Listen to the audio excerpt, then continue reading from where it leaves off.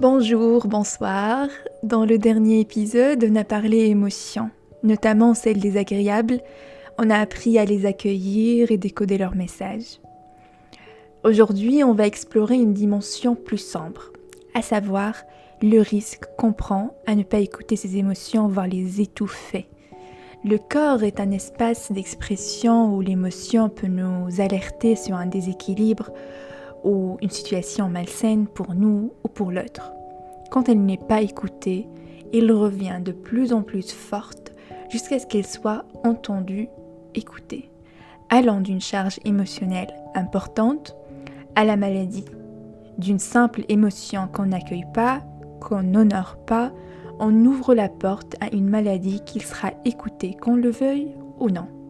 En d'autres termes, une émotion qu'on n'a pas écoutée et ajusté ses émotions ou son environnement en fonction, reviendra en force ou cédera la place à des symptômes plus forts, voire une maladie. Bref, la douleur physique est le résultat direct d'une douleur émotionnelle refoulée. Et là encore, on peut décoder la douleur physique, piocher dans sa symbolique afin d'accélérer la guérison et surtout empêcher la récidive. Je te résume dans cet épisode des clés et des méthodes efficaces pour introspecter la maladie et reprendre sa responsabilité vis-à-vis de son corps. Parce que oui, je pense que c'est de notre rôle de reprendre cette responsabilité, de devenir son propre guérisseur holistique, qui demande de l'aide à son médecin en cas de symptômes inquiétants, mais qui fait le travail nécessaire ensuite pour comprendre le pourquoi du comment. On va parler de tout ça juste après le jingle.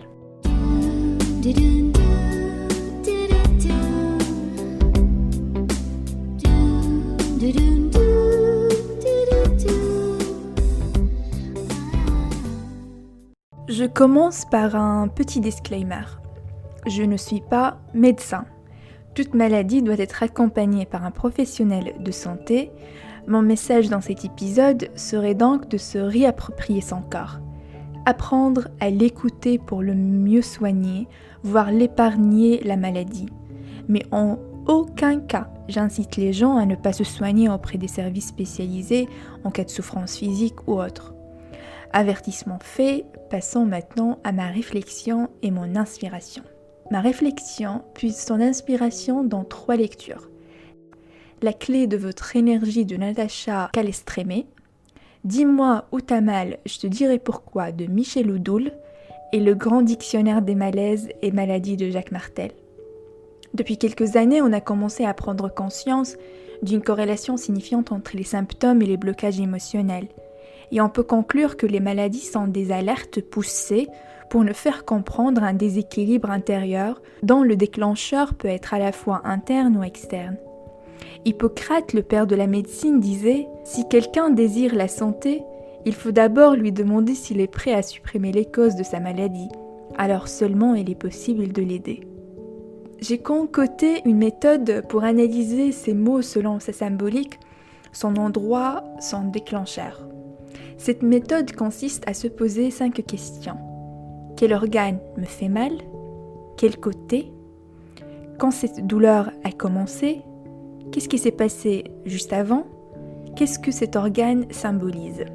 En répondant à ces 5 questions, on finit par mettre la main sur la cause de la douleur. Une fois on a l'explication de pourquoi on subit cette douleur, il est essentiel de montrer à son corps qu'on a compris son message et mettre en œuvre les changements nécessaires pour équilibrer son environnement et ainsi son corps. Chaque partie du corps a une signification métaphysique générale. Par exemple, les cheveux symbolisent la force, la vitalité, les pensées aussi. Les jambes, c'est la capacité d'avancer dans la vie, d'aller vers le changement, vers les nouvelles expériences. Les genoux symbolisent la flexibilité, la fierté, l'orgueil, l'entêtement. Les chevilles, c'est la flexibilité dans les nouvelles directions de l'avenir. Les pieds, c'est la compréhension de soi-même et de la vie dans la ligne temporelle passé, présent, futur. Les poumons, c'est le besoin d'espace, d'autonomie, relié au sentiment ou le désir de vivre. L'estomac, c'est la capacité de digérer de nouvelles idées. Le dos, c'est le support, le soutien. C'est aussi les responsabilités. Par exemple, quand on a un mal de dos chronique, ce serait intéressant d'aller voir si on supporte plus que sa capacité. Les articulations. Les articulations, c'est la capacité de se plier aux différentes situations de la vie. La peau peut symboliser la liaison entre l'intérieur et l'extérieur, sa limite. Les os, c'est la structure des lois et des principes du monde dans lequel on vit. Quand on a des problèmes avec l'autorité, on a souvent des problèmes avec les os. Les intestins, surtout le côlon, symbolisent la capacité de relâcher, de laisser aller ce qui est inutile ou de laisser circuler les événements de la vie.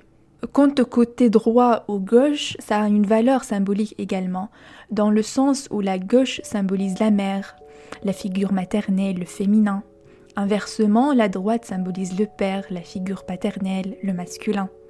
Ainsi, une douleur située à gauche serait probablement liée soit à la mère ou une figure féminine. Inversement, une douleur située à droite serait probablement liée au père ou une figure masculine.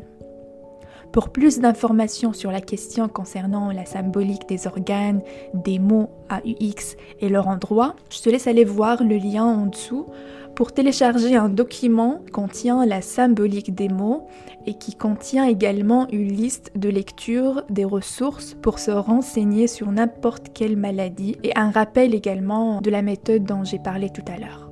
Tu sais, en penchant sur cette question de symbolique des mots, MAUX, j'ai pu faire une certaine corrélation entre les sentiments / émotions et les mots MAUX.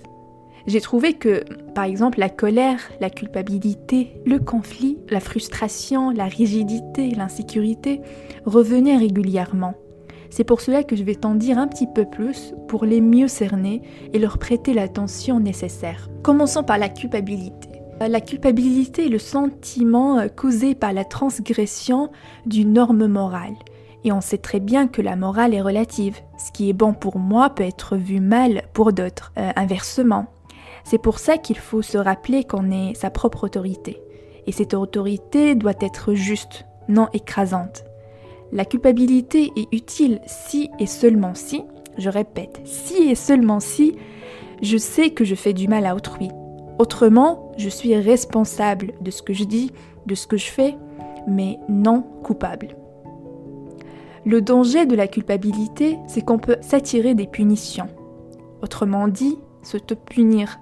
Comme dans son enfance, on était puni quand l'autorité parentale pense qu'on n'était pas correct. Cette instance morale, on l'a intégrée en nous. Ainsi, l'être humain se punit s'il se sent coupable. Par culpabilité, Hercule mène les 12 travaux pour se faire pardonner. Coupable d'avoir osé défier les dieux, Sisyphe fut condamné à faire rouler éternellement jusqu'en haut d'une colline un rocher qui en redescendait chaque fois avant de parvenir au sommet. Ou encore le péché originel qui culpabilise toute l'humanité. Adam et Ève transgressent la loi que Dieu leur avait imposée, mangent tous les deux le fameux fruit de l'arbre de la connaissance. L'individu actuel qui ressent une culpabilité refoulée peut activer en lui une dimension destructrice qui peut lui attirer des accidents, des maladies, allant d'une petite douleur à une tumeur. Dans l'inconscient collectif, la culpabilité est un sentiment fort présent, chose qui nourrit et renforce ce sentiment destructeur, qui peut lui attirer des accidents, des maladies, allant d'une petite douleur à une tumeur. D'où l'importance de la reconnaître, de travailler dessus afin de l'éradiquer. Si tu veux, je peux consacrer tout un épisode à ce sentiment très répandu. Dis-moi en commentaire si tu veux que je le fasse, ce serait avec un grand plaisir. Passons au conflit. Le conflit est un état d'opposition entre personnes ou entités, nourrissant une palette d'émotions désagréables et de sentiments lourds. En conflit, on risque gros. Qu'il soit interne ou externe, le conflit est une zone théâtrale où on joue tous nos schémas et nos névroses, d'où l'importance de sortir du conflit en inversant les rôles, en sortant de la peau d'un acteur engagé à un spectateur neutre. Ainsi, avec un peu de vigilance et de sens d'observation, on peut se défaire du conflit en arrêtant de rejouer en boucle ces schémas. Ainsi, on s'épargne des maux tels que des complications au niveau des genoux, des articulations. De ce qui concerne la rigidité, ce manque de flexibilité émotionnelle qui peut nous coûter cher des fois. Je rigole parce que personnellement, je fais preuve de rigidité des fois et je l'ai payé en torticolis chronique pendant un bon moment. La rigidité peut être aussi le masque qu'on porte quand on est sujet d'une blessure d'injustice. Selon le fameux livre Les 5 blessures de l'âme de Lise Bourbeau, à travers lequel elle a pu vulgariser le travail de William Rich, et du coup d'une raideur musculaire à des maux neurologiques ou articulaires, la rigidité est une position ou un sentiment qu'on peut alléger en cultivant le lâcher-prise, en cessant de vivre dans le passé et d'aller vers le changement en nourrissant sans modération la sérénité et le calme.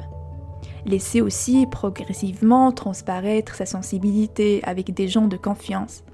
Ainsi, on gagne en flexibilité émotionnelle qui se transposera en réalité physique. Passons à l'insécurité, ce sentiment lié à la peur, au risque, avec lequel on expérimentera des saignements de gencives ou encore des problèmes de peau. On a vu l'exemple récemment avec le Covid, et dont les médias s'amusaient à en nourrir en masse, d'où les rayons de supermarchés vides par exemple, les actes de haine envers ou de violence envers les personnes d'origine asiatique, etc. L'insécurité qui s'exprime souvent en violence prend ses racines d'un manque de confiance dans l'environnement, de soi et de l'autre. Pour contrebalancer ce sentiment, il faut s'ancrer au présent, se connecter au cœur et arrêter de nourrir sa peur en boycottant toute source anxiogène. Le corps est un maître qui sait si bien nous inspirer et nous guider qu'en nous laissant la vie nous incarner et respirer en nous. En vivant nos émotions pleinement, en faisant son introspection régulièrement et assumant qu'on a toujours des choses à apprendre, des voies à entreprendre et des choses à recevoir et autres à prendre. Merci de m'avoir écouté jusqu'au bout. N'oublie pas, s'il te plaît, de laisser un retour sur cet épisode, de me suivre sur les réseaux sociaux. Ainsi, tu m'exprimes ton soutien, chose qui me motivera à te sortir de plus en plus un contenu de qualité. Sur ce, la sagesse et la force en moi.